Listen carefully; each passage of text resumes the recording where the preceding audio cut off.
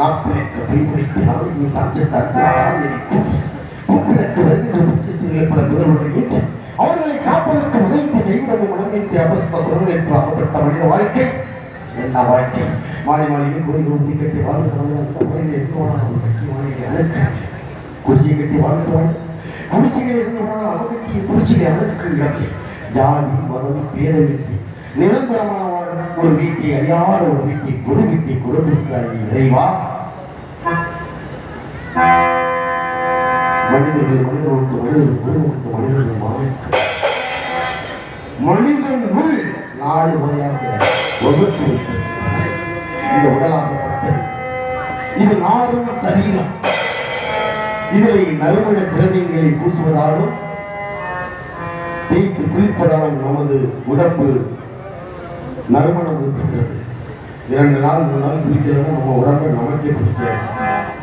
இந்த உடலாகப்பட்டது தாய் கொடுக்கப்பட்ட உடல். இதில் ஓடுகின்ற மூச்சு, அவன் கொடுக்கப்பட்ட பேச்சு.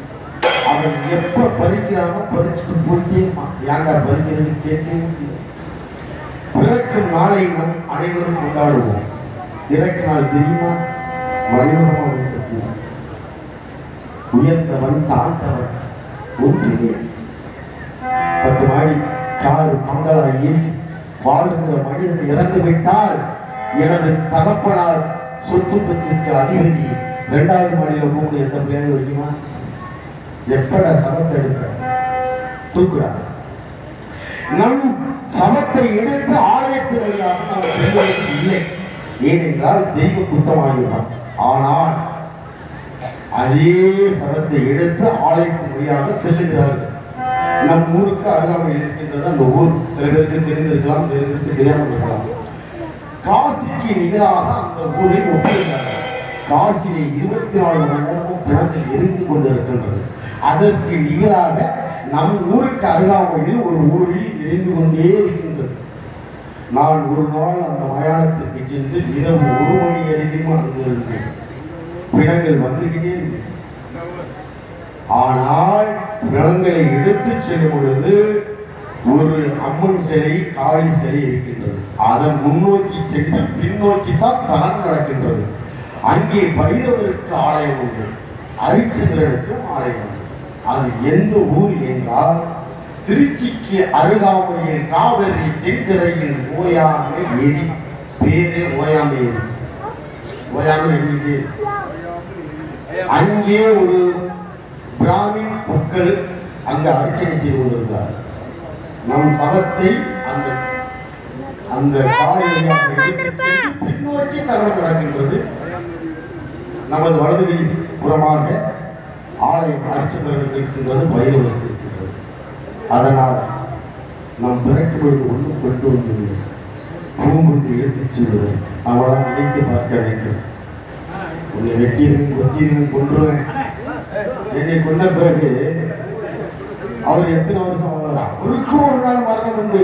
ரப்பு உண்டு என்றால் மரணம் உண்டு. இதற்கு இடையில் எத்தனை ஆர்ப்பாட்டம். எல்லாருக்கும் ஒரு வீட்டை பொதுவி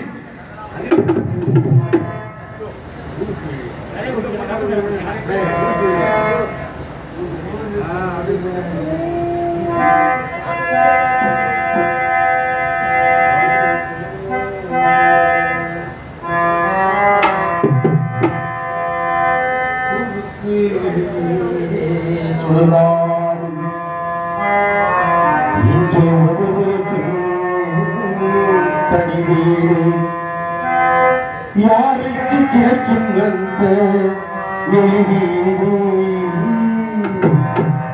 இதுதான் அனைவருக்கும் சமவீடு.